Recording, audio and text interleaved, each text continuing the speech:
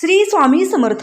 मित्रांनो, लक्ष्मी निवास या मालिकेच्या आजच्या भागात आपण पाहणार आहोत की आई बाबा आपल्याकडे आले होते, आपल्याला भेटले म्हणून जानूला खूप आनंद झालेला असतो. चांगल्या मूडमध्ये असते आणि ती गाणं गुणगुणत स्वयंपाक करत असते, भांडी घासत असते, सगळी कामे करत असते. जयंत तिथे येतो. जयंत तिच्याकडे बघतो आणि मनात विचार करतो. जयंत म्हणतो, माझ्यापासून दूर राहूनही खूप खुश आहे ना. जयंत जानूकडे येतो. तो जानूला म्हणतो, जानू किती काम करशील, आता बास झालं, चल आपण हॉलमध्ये बसून गप्पा मारूया. किती दिवस झाले तुझ्याशी गप्पाच मारले नाहीयेत. जानू म्हणते, किती दिवस? अरे जयंत, 2च दिवस झाले आई बाबा होते इथे आणि ते गेलेत ना. जयंत म्हणतो, जानू दोन दिवस म्हणजे 48 तास. अगं इतका वेळाचा अंतर आपल्या दोघांमध्ये होतं. आणि जानू, मी पाहिलं बरं का, तुला त्यांच्याशी बोलण्यामध्ये जास्त इंटरेस्ट होता. जानू म्हणते, जयंत अरे खूप दिवसांनी आई बाबा आले होते म्हणून मी बोलत होते.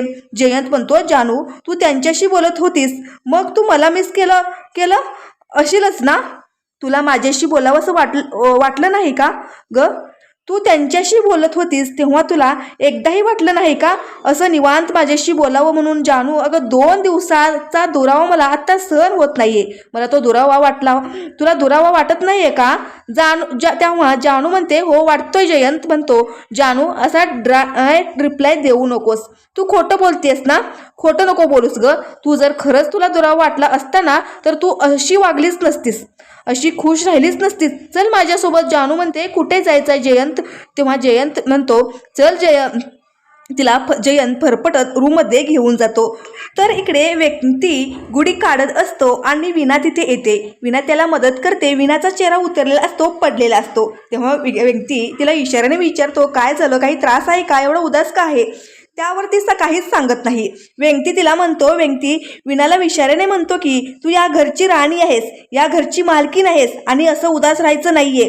विना मनात विचार करते. विना म्हणते, मला इथे मालकीण म्हणून नाही राहायचंय, मला बायको म्हणून प्रेम मिळायला हवं, मला मान मिळायला हवा, पण तोच नाही मिळत. मी पैसे चोरले असं म्हणतायत, भाऊजी कौतुक करतायत, पण तिथे माझा नवरा माझ्यावरच संशय घेतोय.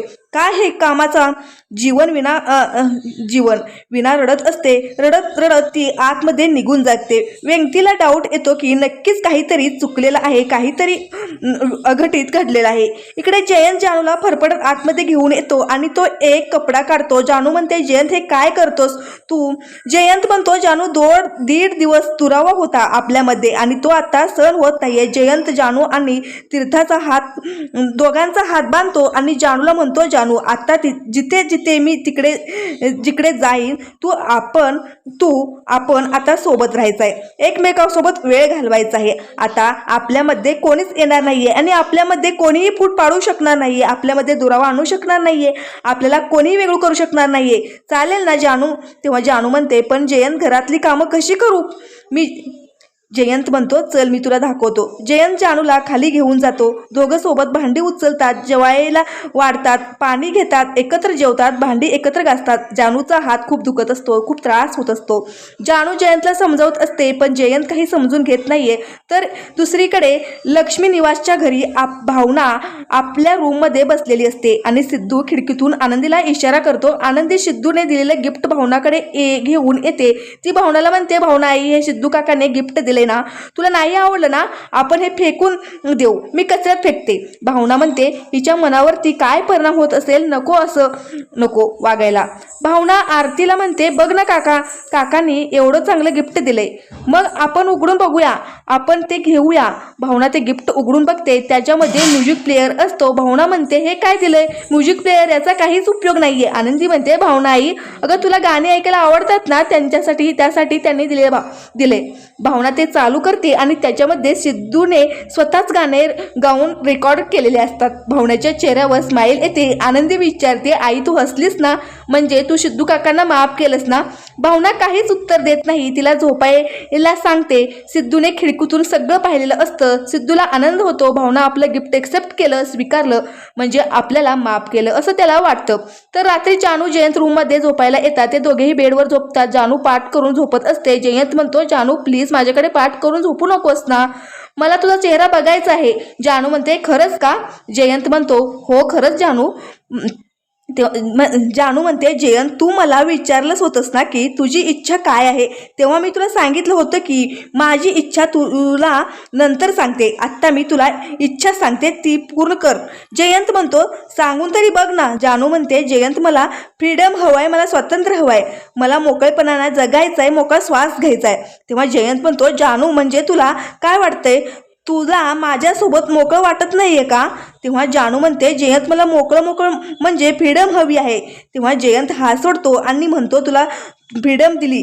जानू उठून जात असते. जयंत म्हणतो, जानू तू गेलीस तर तुझ्यावर माझा इतका प्रेम कोणीही करणार नाहीये, कोणीही तुला दुसरा सापडणार नाहीये. आणि अगं हे जग खूप वाईट आहे, मी अनुभव घेतला या जगाचा. तुला वाटतंय तसं जग नाहीये आणि मी तुला काय वाटतो, मी तुला इथे बांधून ठेवतो, तुझा विचार करत नाहीये. अगं तुझ्या सेफ्टीचाच विचार करतोय मी. जानू अगं तुला मी कोंडून नाही ठेवत आहे, माझं प्रेम आहे, तू गुदमरत नाही आहे इथे, तू म्हणजे माझा श्वास आहे. जानू ओरडते. जानू म्हणते, जयंत असं का बोलतोस, तू हे बोलून मला त्रास देतोय. तेव्हा जयंत म्हणतो, जानू अगं मी तुझ्याकडे मन मोकळं करतोय आणि तू म्हणते तुला फ्रीडम हवाय. जानू मला खरं खरं सांग, माझं काय चुकलं गं म्हणून तू अशी वागतेस, मी इतकं वाईट आहे का गं? मान्य आहे मला माझ्या इमोशनलवरती कंट्रोल ठेवता येत नाहीये म्हणून तू फ्रीडम मागशील. जानू काहीच बोलत नाही. ती जयंत समोर आपला हात पुढे करते. जयंत हात बांधून घेतो आणि जानू जयंत झोपतात. जानू खूप रडत असते. जयंत पासून तिला सुटका हवा असतो. तर दुसऱ्या दिवशी भावनाचा वाढदिवस असतो आणि घरी सगळेजण हॉलमध्ये जमा झालेले असतात. लक्ष्मी, विना, सिंचना भावनाला ओवाळतात. भावना सगळ्या मोठ्यांच्या पाया पडते आणि सगळेजण तिला गिफ्ट देतात, भरभरून आशीर्वाद देतात. विना सुद्धा गिफ्ट देते. संतोष वाटतं की विनाने आपले पैसे चोरले आणि तिला गिफ्ट देते. विना म्हणते, हे माझे पैसेच तुमचे नाही आहेत, तुम्ही असं बघू नका. जर हरीला गिल्ट येत असतं तर इकडे हरीला गिल्ट येत असतं की आपण संतोषचे पैसे चोरलेत आणि व्यक्ती आपल्याकडे असलेल्या 100च्या नोटा काढतो आणि तो मोजतो. त्याच्याकडे 500 रुपये असतात, पण संतोषची नजर त्याच्यावर जाते. संतोष मनात विचार करतो आणि त्याला वाटतं की व्यक्तीनेच आपले पैसे चोरले असतील. त्याला जा विचारायला पाहिजे. सगळेजण गप्पा मारत असतात आणि निवास डब्बा घेतो आणि कामासाठी घरातून निघतो. तर सिंचना आपली पर्स घेऊन येते आणि लक्ष्मीला म्हणते, आई निघायचं का? लक्ष्मी भावनाला म्हणते, भावना अगं सिंचनाच्या आईने छान कार्यक्रम ठेवलाय त्याच्या घरी आणि त्यांच्यासाठी आम्हाला जायचंय. ते दोघे तिथून निघून जातात. तर निवास त्यांचा मित्र रिक्षा ड्रायव्हर जो आहे त्याच्याकडे येतो आणि त्याला आपला रिक्षा चालवायचा आहे हे सांगतो. मित्र म्हणतो, अरे चल माझ्याकडे एक जण आहेत, आपण त्याच्याकडे गेलो ना तर ते तुला काही गहाण पण ठेवायला सांगणार नाही. तुला ते डायरेक्ट रिक्षा देतील आणि तू भाड्याने रिक्षा चालवायची, चालेल ना? रिक्षा ड्रायव्हर निवासला घेऊन जातो. तर भावना आनंदीला रूममध्ये घेऊन येते. आनंदी विचारते, भावना आई अगं तुला काय गिफ्ट देऊ? मी भावना म्हणते, आनंदी तुमच्या आत्यांना तुमची खूप आठवण येते. सुपर्णा आत्याकडे शनिवार रविवार राहायला जाल का? सोमवारी मी तुम्हाला घेऊन येईल, चालेल का? हेच गिफ्ट आहे. आनंदी म्हणते, तुला चांगलं वाटत असेल तर मी जाते. आनंदी भावनासाठी सुपर्णकडे जायला तयार होते. तर इकडे निवासचा मित्र निवासला सिद्धूच्या घरी घेऊन येतो. निवास ते घर बघतो आणि म्हणतो, अरे तू गाडे पाटलाकडे मला घेऊन आलायस?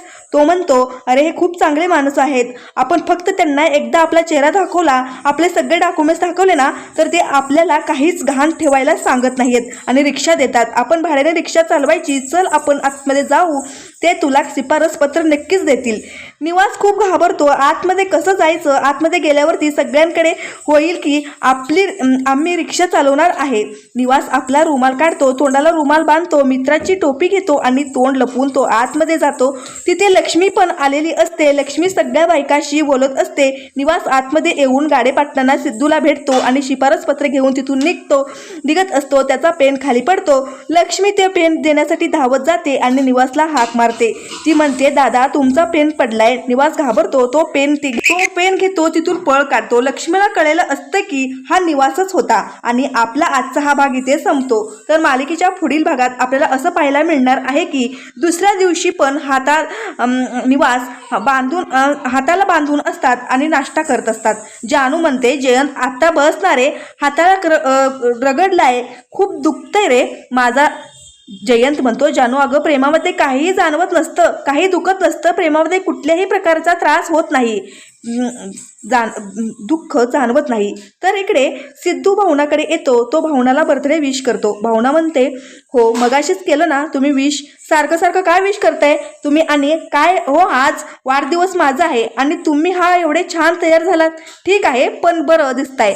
सिद्धू लाजत असतो. तर इकडे जानू जयंतला म्हणते, जयंत तू ऑफिसला आजच्या दिवशी तरी नको जाऊस. अरे मला आज तुझ्यासोबत राहायचं आहे दिवसभर आणि असंच हाताला हात बांधून ठेवून राहायचं आहे. जयंत आता मला पण वाटतंय आपण दोघांनी एकमेकांसोबत असंच राहायचं, हाताला हात बांधून राहायचं. जयंत खूप खुश होतो. जयंत म्हणतो, जानू तुला माझी फिलिंग कळली आहे. अगं तुझ्या चेहऱ्याकडे बघून आत्ता वाटतंय की तुला माझा विचार पडतायत. मला खूप छान वाटतंय. पण जानू आज माझी महत्त्वाची मीटिंग आहे आणि त्यासाठी मला ऑफिसला जावंच लागेल. जानू म्हणते, नको ना जयंत, नको ना ऑफिसला जायचं. जानू सोबतच हात सोडून घेतो. जानू म्हणते, नको ना जयंत, हात नको ना सोडूस, राहू दे.